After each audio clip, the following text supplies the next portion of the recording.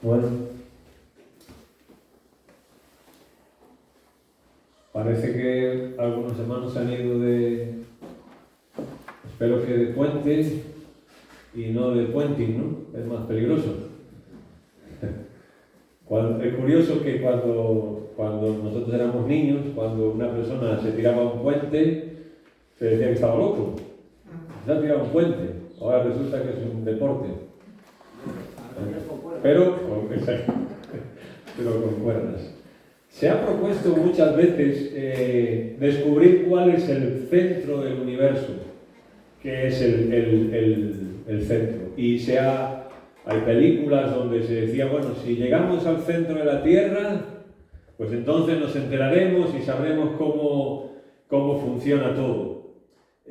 Otros, por ejemplo, pues han propuesto de ir a un viaje interestelar y tal vez, pues después si hacemos una volando con la curvatura esa que se llama, ¿no?, en las películas, y tal vez un día encontremos a Dios, y si encontramos una nave lo suficientemente rápida que viaja a través del tiempo, pues bueno, pues tal vez en la última galaxia, pues ahí encontraremos a Dios.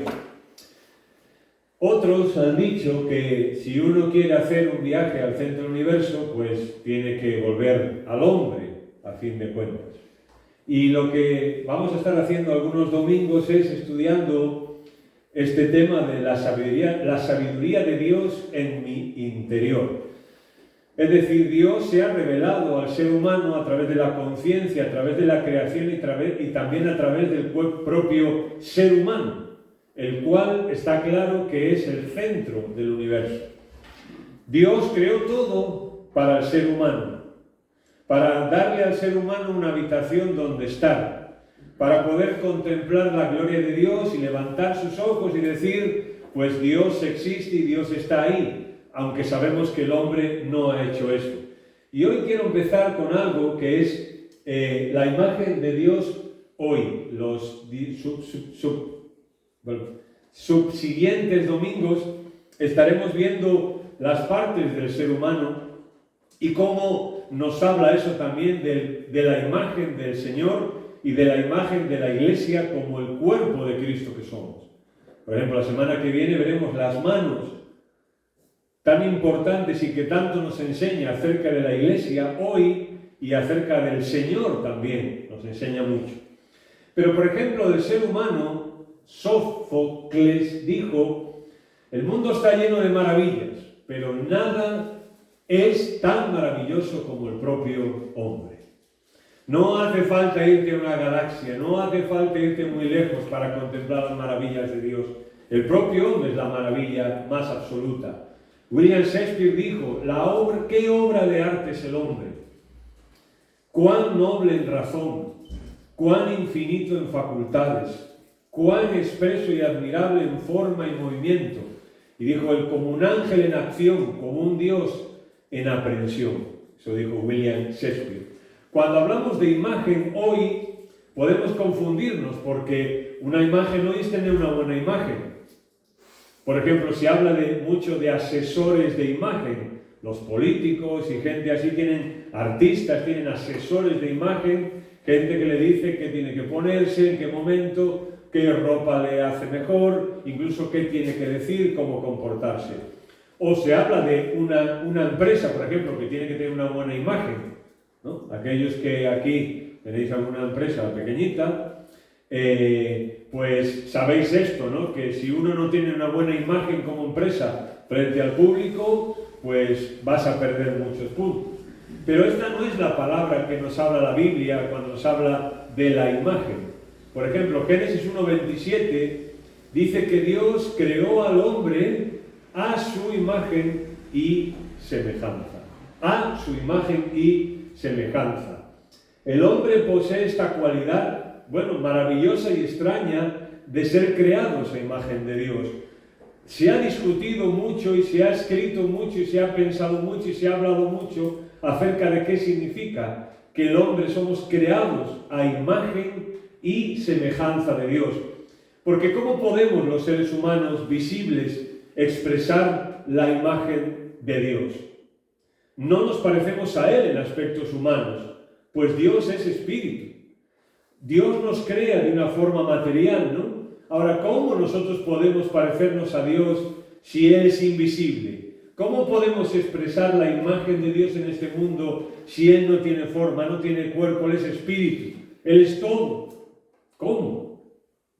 Por ejemplo, en el siglo de las luces se decía que la imagen de Dios era la capacidad del ser humano para razonar. Pues un animal no razona. Los animales tienen memoria, o por lo menos es lo que dicen los que saben de animales. Tienen memoria, pero no piensan, no razonan. Y entonces en el siglo de las luces decía, bueno, pues la imagen de Dios en nosotros es la capacidad que nosotros tenemos de razonar las cosas. Por ejemplo, el pietismo, que era ya un movimiento religioso, identificaba la imagen de Dios con la facultad espiritual. Es decir, ellos comentaban que no éramos solo huesos y tendones y carne y sangre y pelo y todo lo que tenemos, sino que la imagen de Dios es la facultad espiritual de una persona.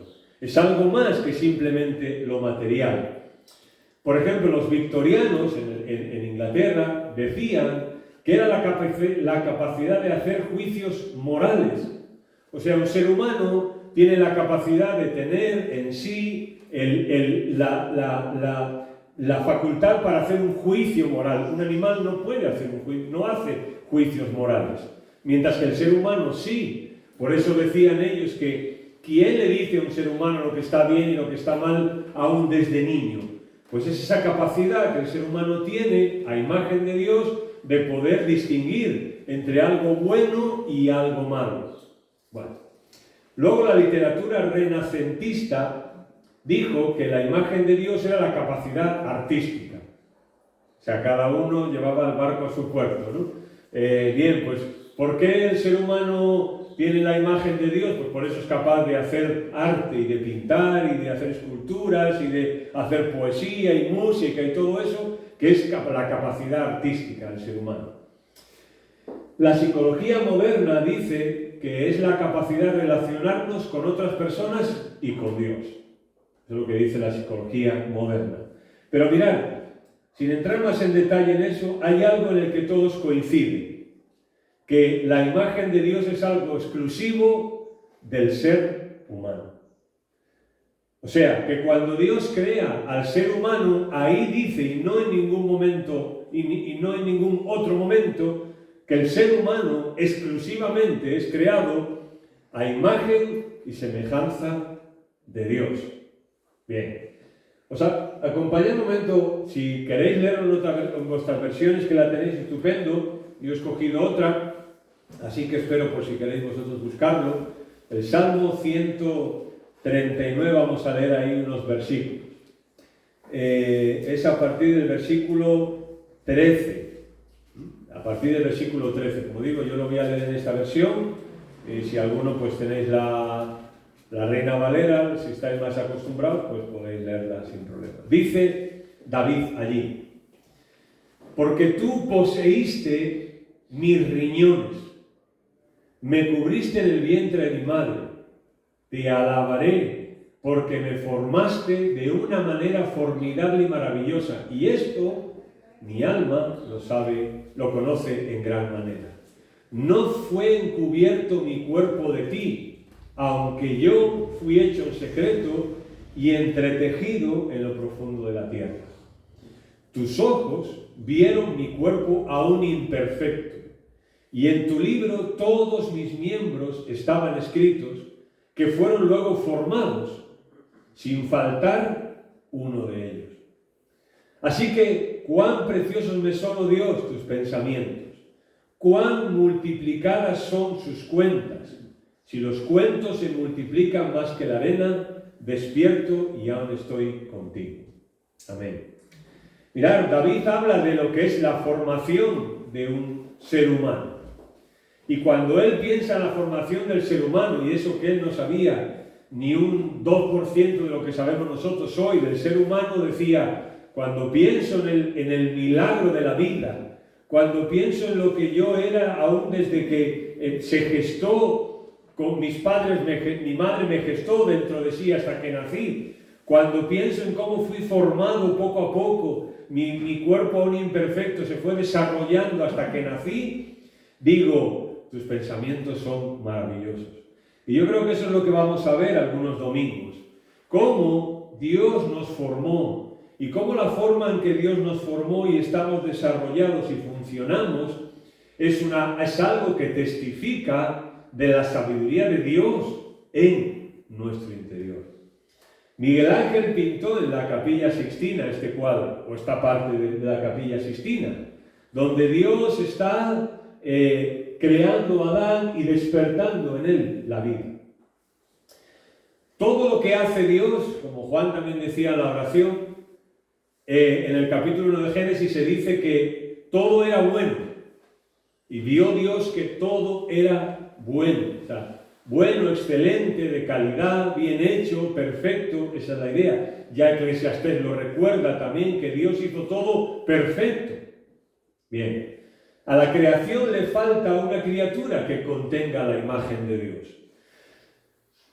Intento decirlo, así se anuncia en Génesis 1:26. Dios crea los cielos y la tierra, crea todo, pone un universo, pone una tierra, pone animales, pone plantas, pone de todo, ¿no? Y de todo lo que crea dice que vio Dios que era bueno. Pero la sensación es que a la creación le falta algo. Y cuando Dios dice, entonces dijo Dios, hagamos al hombre a nuestra imagen, conforme a nuestra semejanza. La sensación es que parece que a la creación le faltaba algo que pudiera expresar, que pudiera testificar de la imagen de Dios. Algo que pudiera hablar de quién es Dios, de cómo actúa Dios, de cómo piensa Dios, de cómo se comporta Dios. Algo que pudiera hablar de la sabiduría de Dios en este sentido. De entre todas las criaturas, solo el hombre recibe la imagen de Dios. Y eso es lo que lo distingue de todos los demás. Tenemos algo que ningún animal tiene. Estamos ligados en nuestra esencia a Dios.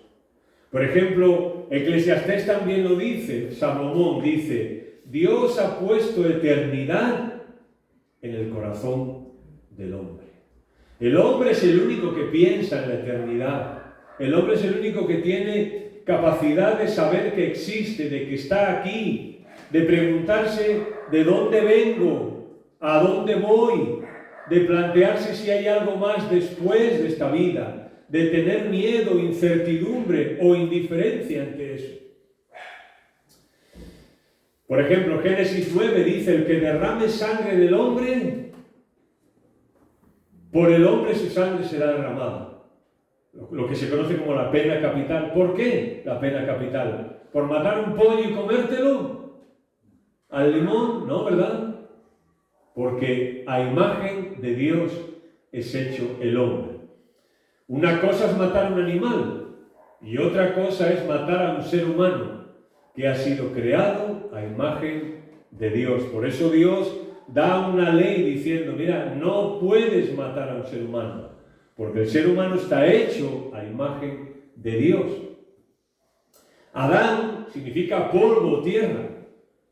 Y Miguel Ángel captó muy bien la idea de ser creado por materia, pero necesitaba el aliento de Dios. En el cuadro que vimos de Miguel Ángel, es como que Adán ya está creado. Ya la materia de Adán como materia ya está creado. Pero a Adán le falta algo. Y es cuando el texto nos dice, ¿verdad?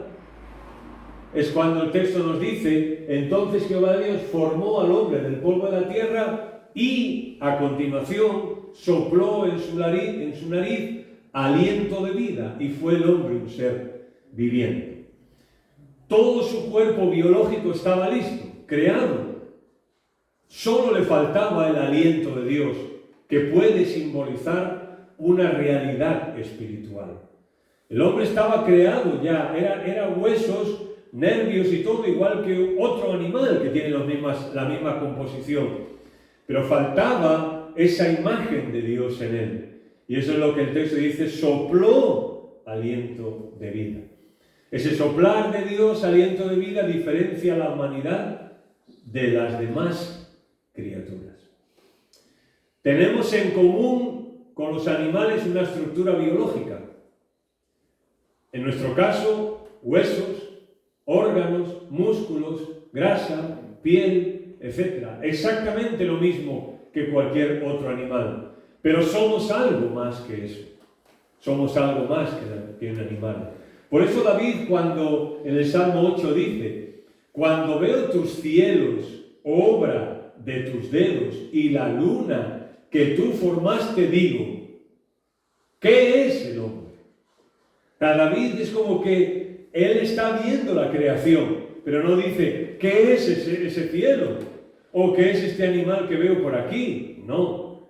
Cuando veo tu creación, digo, ¿qué es el hombre? O cuando David en el Salmo 139 dice, mi embrión vieron tus ojos, y en tu libro estaban escritas todas aquellas cosas que fueron luego formadas, sin faltar una de ellas.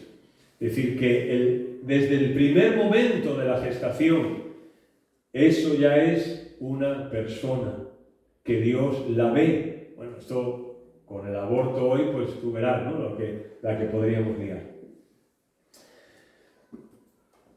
Incluso nos quedamos cortos en comparación directa a las características estrictamente biológicas de algunos animales.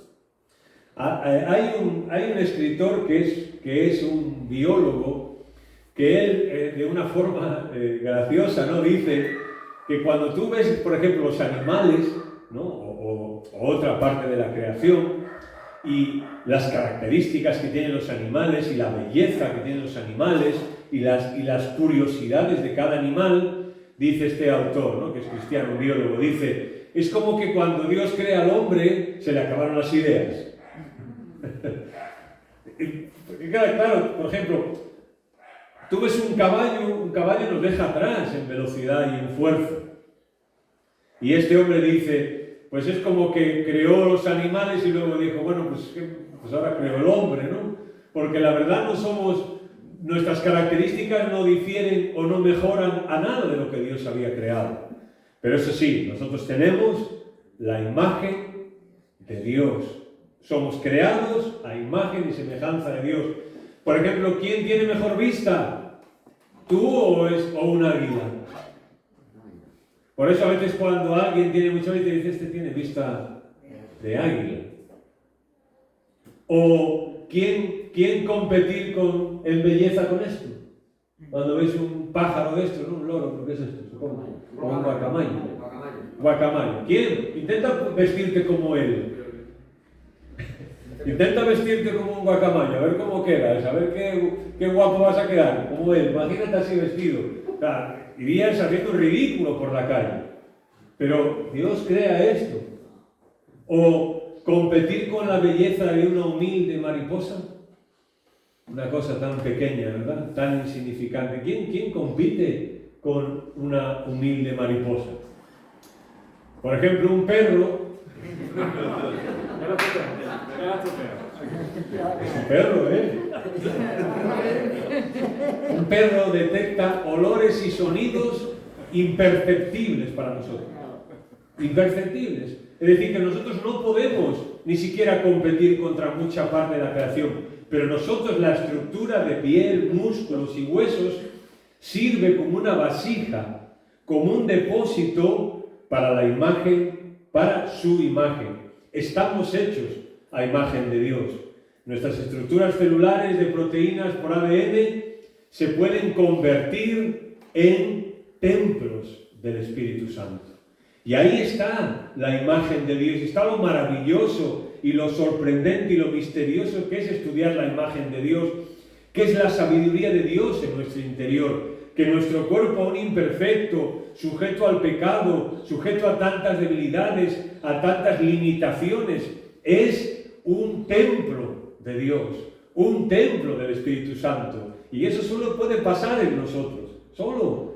No somos simples mortales, somos del todo inmortales. Por eso Pablo dice, por esto digo, hermanos, que la carne y la sangre no pueden heredar el reino de Dios. Pero esto es solo carne y sangre. No es nada más. Es una vasija que Dios ha hecho para que dentro esté la imagen de Dios. O sea, que dentro estés tú y esté yo de mi cuerpo. Esto no soy yo, esto es mi cuerpo. Es la protección, el caparazón que Dios me ha dado. Pero dentro de este caparazón, ¿quién está? Un ser humano que se le ha puesto por nombre Antonio, que está creado a imagen de Dios y por tanto es inmortal. Y por tanto le espera o estar con el Señor por toda la eternidad o lamentablemente, ¿qué? Una condenación por toda la eternidad. Y dice Eclesiastés, ¿verdad? Salomón, y el polvo vuelva a la tierra como era. Nosotros estamos creados de materia que hay por todos los lados. Pero el polvo vuelve a la tierra, o sea, nuestro cuerpo vuelve a la tierra. Dice, y el espíritu, ¿qué? Vuelva a Dios que lo dio. Hermanos, esto es una maravilla increíble. Saber que nuestro cuerpo se puede desgastar y se puede morir, pero nuestro espíritu vuelve a Dios.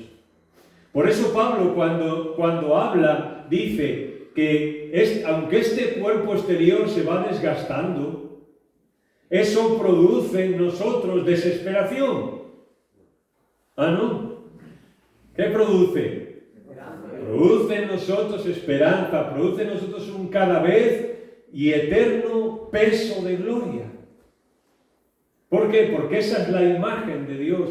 Nosotros hemos sido creados conforme a la imagen de nuestro Creador. Cualquier médico, incluso Aurori, cualquier médico sabe que la estructura física de una persona a la que intenta curar no es la persona total. Por eso cada vez más, desde hace tiempo, se ha entendido que aún incluso en medicina, la persona necesita algo más que una pastilla, necesita algo más que un tratamiento. Necesita atención, necesita dignidad, necesita esperanza, necesita palabras, necesita ánimo. Los cuidados paliativos, ¿no? Hasta donde yo he leído, ¿para qué se crearon? No solamente para que la persona no sufriera físicamente un dolor, sino para darle a esa persona una dignidad, para darle a esa persona una calidad de vida, pero no solo en cuanto a su dolor físico, sino también a su ánimo. Porque muchas veces, como Job dijo en un momento dado, dijo, hombre, yo aguanto hasta cierto punto, dijo Job, porque mi carne no es de hierro. Y cuando Job sufrió físicamente, lo vemos que no solamente sufría físicamente, sino que había algo dentro de él, un ser espiritual que necesitaba conectarse con Dios, que necesitaba entender qué es lo que le estaba pasando y que necesitaba saber que Dios estaba ahí cuidándolo, saber que Dios estaba protegiéndolo, saber que no era un animal más, que no era un conjunto de huesos y de piel y de células, que era alguien que Dios lo había creado. Y por eso Job, su idea es siempre que tener contacto con el Creador. Él estaba pasándolo mal, sí, físicamente, pero ¿cuál era su máximo dolor? El que él no veía a Dios en eso que le estaba pasando. El que él le costaba conectar con Dios, le costaba entender esto. Y eso es lo que cuando nosotros a veces sufrimos una enfermedad, ¿no? Más que el dolor físico a veces, es el dolor de nuestra alma el que más sufre. Y el tener esperanza en medio del problema que tengo. Y el tener gozo en medio del problema que tengo. Y el entender que Dios está ahí en medio del problema que tengo. ¿Por qué? Porque Dios nos ha creado a su imagen. Y porque lo que más necesitamos es estar en contacto con Él. En nuestro interior hay un espíritu inmortal. Y es un recipiente de la imagen de Dios. Algunos apuntan a un error por parte de Miguel Ángel al representar a Dios como un hombre. Eso apuntan algunos. Miguel Ángel se equivocó porque, bueno, ya está hablando, aunque no lo veáis, pero este es Dios supuestamente. Y pues, ¿cómo fue que pintó Miguel Ángel a Dios, ¿no? Pero claro, él tenía que pintar de alguna manera. Ahora, ¿cómo representar a un Dios que es espíritu? ¿Cómo lo dibujas? ¿Cómo lo pintas? ¿Cómo contemplar su imagen si Él es invisible? Por ejemplo, Pablo dice, ¿quién es la imagen del Dios invisible? Jesús. Él es, dice, la imagen del Dios invisible. O sea, Dios, Jesús, como un ser humano creado a imagen de Dios sin pecado, por supuesto, Él expresa la imagen de Dios. Es decir, Jesús vivió en esta tierra como lo que era, como el Hijo de Dios. Y actuó igual que Dios porque era Dios. Y pensó igual que Dios porque era Dios. Y se relacionó con los demás igual que Dios porque era Dios. Y Él, si quieres contemplar lo que es la imagen de Dios en el ser humano, fíjate en Jesús. No podemos representarlo a Dios de ninguna forma. No podemos. Por eso, por ejemplo, Dios lo vio como una profanación en los 10 mandamientos. No te harás imagen ni ninguna semejanza de cosa alguna que esté arriba en el cielo, en la tierra, ni en las aguas, ni debajo de la tierra. No te inclinarás, ni honrarás, ni las honrarás. Dios mismo prohíbe que tú hagas una imagen de Dios. Viviendo en un país como el que vivimos, ¿verdad?, donde abundan imágenes, ídolos, pues nos ayuda a entender muy bien esta prohibición.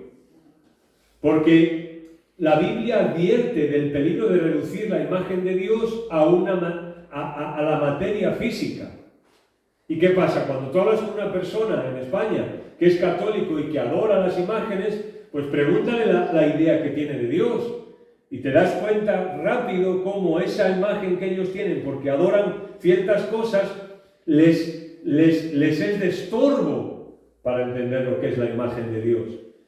Y tal imagen limita con facilidad nuestro concepto de la verdadera naturaleza de Dios. Ahora, mirad, el pecado distorsionó para siempre la imagen que ellos tenían, o sea, los hombres. La imagen distorsionó, el pecado distorsionó la imagen de Dios en nosotros. Es por eso que ahora al ver al ser humano podemos llegar a encontrarnos con un Hitler, con un violador, con un Putin, con quien sea. ¿Por qué? Porque el pecado ha distorsionado la imagen de Dios en nosotros. La ha distorsionado. La ha distorsionado de tal manera que en vez de reflejar a nuestro Creador, actuamos en contra de nuestro Creador. Que en vez de manifestar y dar testimonio de los principios que Dios tiene como Dios, porque es lo que la Biblia dice, ¿no? Nosotros tenemos que ser santos como Dios es santo. Pues hacemos todo lo contrario. ¿Por qué? Porque el pecado ha estropeado la imagen de Dios. Como cristianos, creemos que a través de Jesucristo, el segundo Adán, podemos recuperar esa idea de la imagen de Dios. ¿Por qué Dios nos puede ver a nosotros como santos si seguimos siendo pecadores en muchos aspectos? Porque Él nos ve a través de Cristo, a través de su Hijo, el cual reflejó 100% lo que es la imagen de Dios. Y nosotros nos dice por todas partes el Nuevo Testamento, en Cristo somos, puntos suspensivos, muchas cosas. Lo somos en Cristo, porque el pecado en nosotros ha distorsionado la imagen de Dios. Y todos hemos dicho 1.000.000 de veces, creo, desde que somos creyentes, pero Dios mío, ¿cómo puedo hacer yo esto? ¿O cómo puedo pensar en esto si yo soy un hijo o una hija de Dios? Porque la imagen de Dios se ha distorsionado en ti. Y porque solo la podemos recuperar cada día, ¿a través de quién? De Cristo. No hay otra forma de recuperarla. Sorprendentemente, la imagen que Jesús reveló de Dios sorprendió a casi todo el mundo. Pensar en Jesús relacionándose con la gente, ¿cómo reaccionó la gente hacia Jesús? ¿Bien? No. Sus expectativas de Dios eran tan distintas de las que Jesús mostró, que por eso algunos dijeron, ¿acaso no es este el hijo del carpintero? Menospreciándolo, ¿no? De Nazaret, ¿acaso puede salir de allí algo bueno?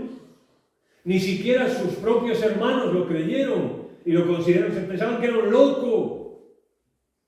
¿Por qué? Porque el ser humano, al perder, al pecado, distorsionar la imagen de Dios, el pueblo de Israel y todos llegaron a centrarse que la imagen de Dios simplemente estaba en Dios, y en un Dios santo, en un Dios perfecto, y un Dios todopoderoso. Y nosotros aquí éramos la última miseria y el último gusano fumigado de la tierra. Pero Jesús viene para que el ser humano pueda recuperar esa imagen de Dios, y para que el ser humano pueda volver a sentirse un ser, un hijo de Dios. Alguien que lleva la imagen de Dios, alguien que conoce a Dios, alguien que tiene la capacidad de, dependiendo del Señor, mostrar la imagen de Dios al mundo. Eso es lo que nos pide el Señor. ¿Sí o no?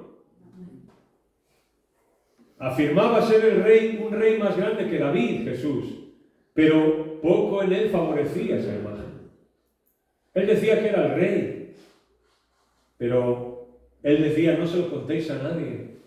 Cuando le quisieron hacer rey, salió por patas. Es claro que Jesús no estuvo a la altura de la imagen esperada de un rey o de Dios. Mirad, a Jesús se le ha representado más bien alto, de pelo largo suelto, con cierto atractivo y rasgos finos, ¿verdad? El arte lo ha pintado así. Pero ¿basándose en qué? En nada. Basándose en nada. La evidencia bíblica, pero por la evidencia bíblica, nada acerca de Jesús lo hacía ni muy especial, ni un modelo físico, ni atractivo, ni nada que se le parezca a los ideales actuales occidentales. De hecho, cuando en noviembre fui con Loida al Museo del Prado, puedes ver los distintos cuadros que hay de Jesús y según va por épocas, va variando. Y cómo lo pintaban, pues dependía mucho del pintor en qué época vivía y cuáles eran los cánones de belleza en ese momento. Algunos historiadores, fijaros, hasta lo han descrito a Jesús como jorobado, ante lo cual muchos cristianos en la actualidad pues se rebelarían, tal vez. Si tú oyes a algunos cristianos, entre los cuales podemos estar algunos de nosotros, nos dicen que tal vez Jesús era pues bajito, jorobado, no sé qué, pues a lo mejor hasta nos rebelarían. ¿Cómo? No lo sé, yo no puedo decir que era de una manera y de otra porque no lo sabemos. La Biblia no incluye una representación clara de la cara y del cuerpo de Jesús. Pero eso sí, Él era el ser humano a imagen y semejanza de Dios. No en el aspecto físico, sino por lo que Él era. Por ejemplo, hay una descripción en Isaías, ¿verdad? Muchos se asombraron de Él, pues tenía desfigurado el semblante. Nada de humano tenía su aspecto. No había en Él belleza ni majestad alguna. Su aspecto no era atractivo y nada en su apariencia lo hacía deseable. Despreciado y rechazado por los hombres, varón de dolores, hecho para el sufrimiento. Todos evitaban mirarlo. Fue despreciado y no lo estimamos. Yo sé que Isaías en parte habla de la descripción de la cruz y del castigo físico al que Jesús fue sometido. Sí, pero parece que hay algo más en Isaías por lo cual la gente simplemente lo despreciaba por la paliza, por los latigazos y por todo lo que le habían dado, sino que aparentemente Jesús como hombre no tenía un atractivo que la gente quisiera, no, era un ser humano normal y corriente. El Nuevo Testamento extiende el término a un nuevo cuerpo que Dios está creando compuesto de miembros, hombres y mujeres reunidos para hacer la obra de Dios. Cuando vemos a Jesús vemos que Él representa por fin lo que puede ser el ser humano creado a imagen y semejanza de Dios en la tierra. Pero Jesús lo matan y sube a su Padre. ¿Y ahora quién queda aquí? Nosotros. Quedamos nosotros. Los cuales el Nuevo Testamento nos trata como el cuerpo de Cristo. O sea, un cuerpo que Dios está creando, compuesto de miembros, de personas, reunidos para hacer la obra de Dios. El Nuevo Testamento lo llama el cuerpo de Cristo. Hoy el Señor reproduce y vivifica su imagen en millones de personas comunes como nosotros. De hecho, si la Iglesia ha recibido críticas, es por la imagen que a veces hemos dado. Y porque como seres individuales y como creados por Dios, pero sujetos todavía al pecado y con la imagen de Dios distorsionada en nosotros, pues muchas veces no hemos estado a la altura de lo que sería el cuerpo de Cristo. Ni tú ni yo, ninguno, hemos estado en tantas ocasiones a la altura de eso. La imagen que la presentamos como cuerpo de forma individual es incompleta. Por eso a veces, como hay un movimiento últimamente, ¿no? de personas que, yo me quedo en mi casa. Y ahí yo también puedo dar, ¿no? La imagen de Dios, el testimonio de la imagen de Dios hoy en el mundo, la damos de forma colectiva, no de forma individual. Y cuando hablemos de los distintos miembros del cuerpo en 1 Corintios 12, nos vamos a dar cuenta. Como patrón al cual seguir, solo necesitamos mirar a Jesús. Esa imagen divina grabada en nuestra conciencia. Por eso decimos muchas veces, y no nos cansamos de decir, como miembros, ¿a quién tenemos que ver? ¿Tenemos que vernos unos a otros? Porque si nos vemos unos a otros, pues siempre nos podemos sacar defectos y cosas, y afectará nuestra relación. No, al Señor es a quien tenemos que mirar.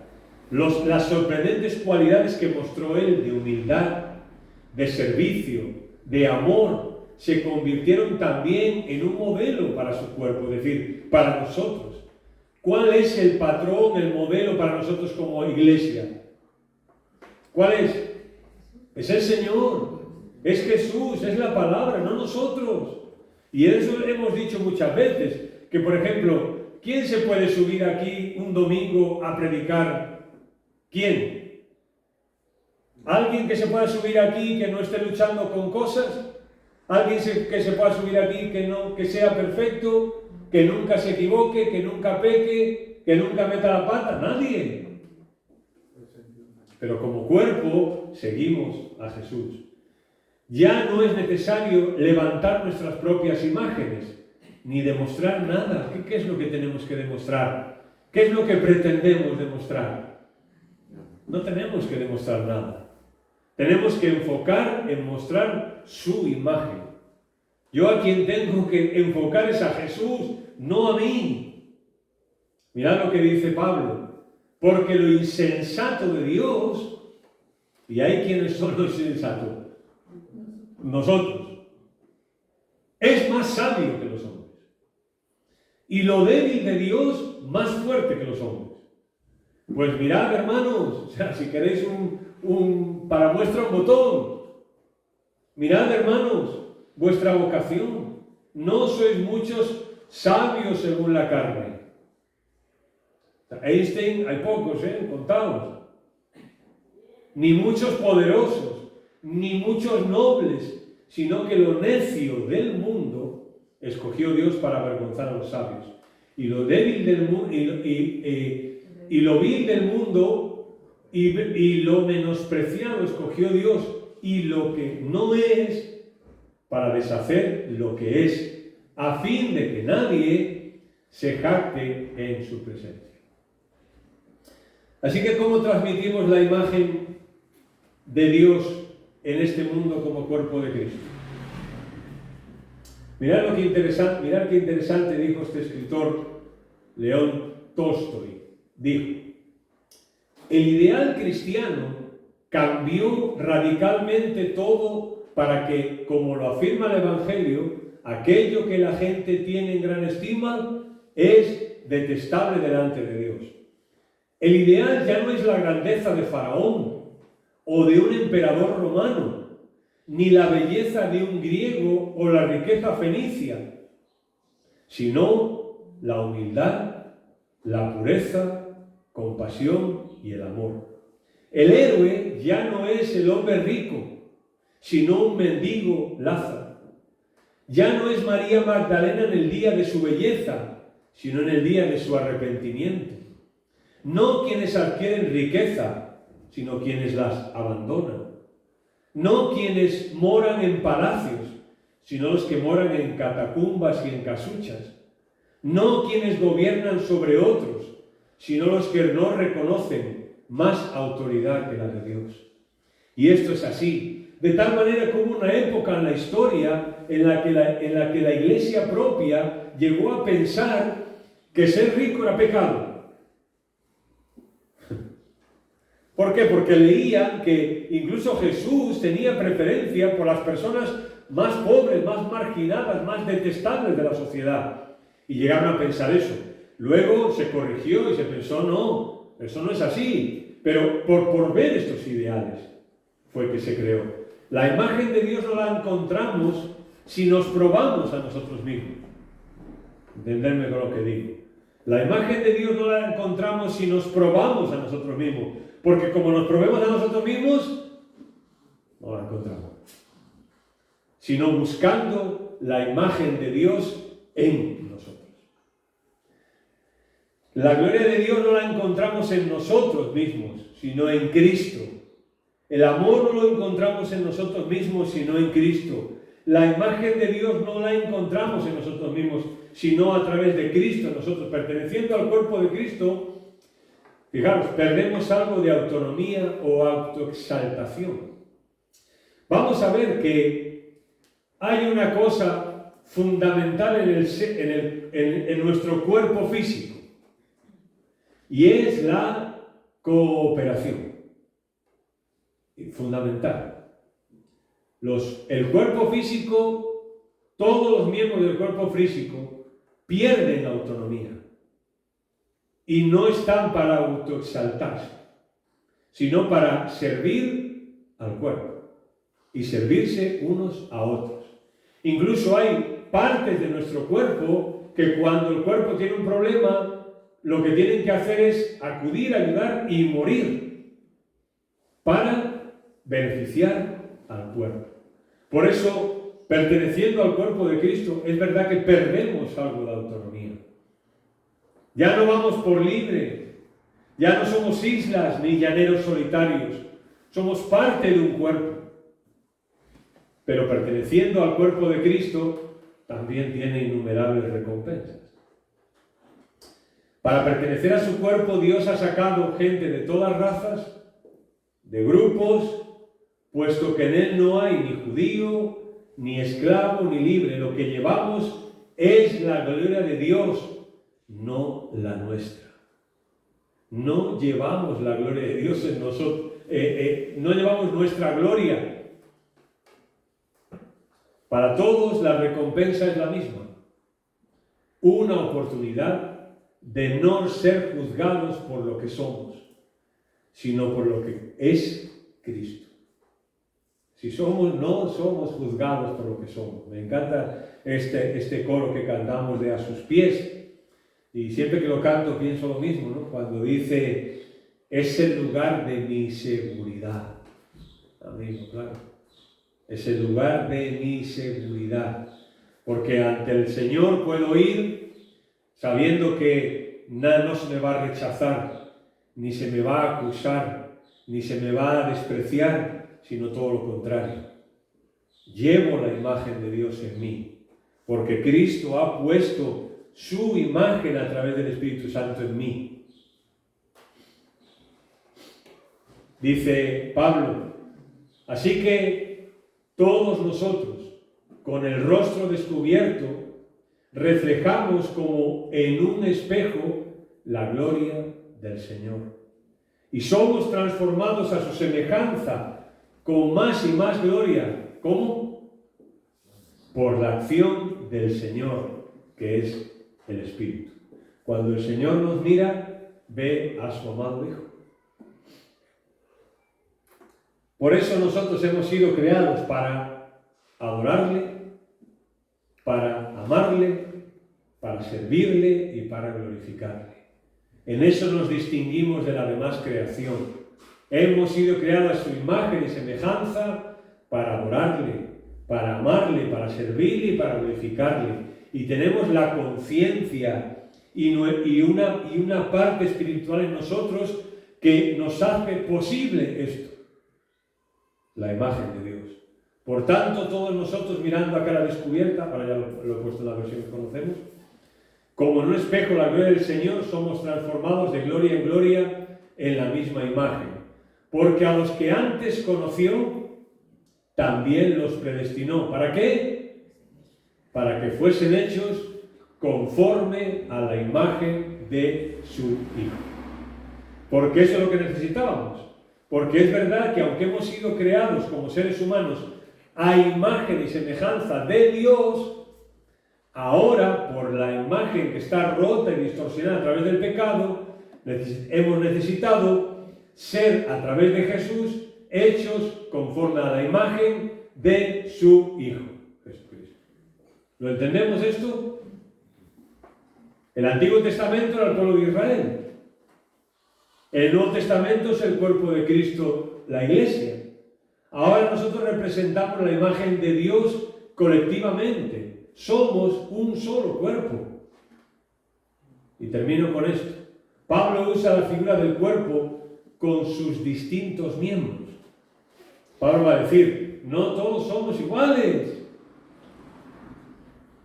Todos trabajan por un bien común en nuestro cuerpo y también en el cuerpo de Cristo. Como he dicho, vamos a ver cómo en nuestro cuerpo físico, el cuerpo humano, cada parte del cuerpo humano funciona para que todo el cuerpo pueda funcionar. No hay miembro más importante en el cuerpo humano.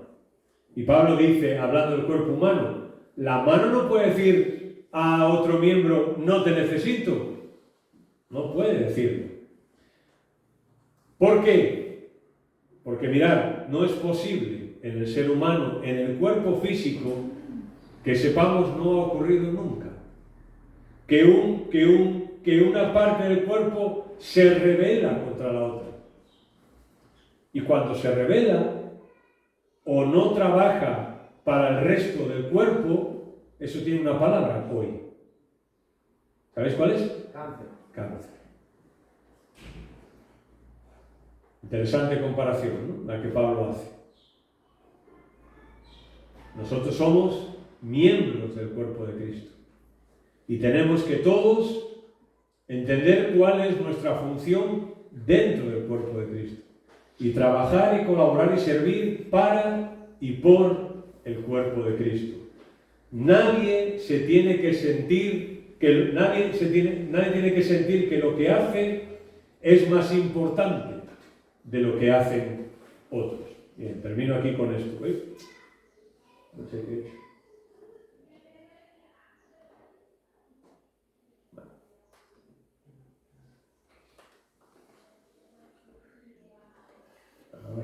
Ahí. Mirad, Él nos ha creado a su imagen y ahora hemos sido creados a imagen de Cristo. Y eso significa, espiritualmente, que nos ha creado para que nos guste lo que a Él le gusta. Para que aborrezcamos lo que Él aborrece.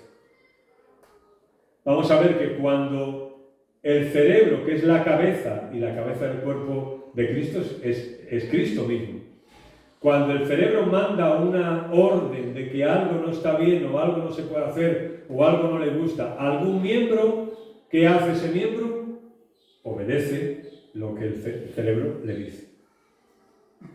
Yo sé que ahí está el pecado, nuestra vieja naturaleza, pero aún antes de esa vieja naturaleza está la imagen de Dios en nosotros. Por eso Pablo puede decir, el que está en Cristo es una nueva criatura.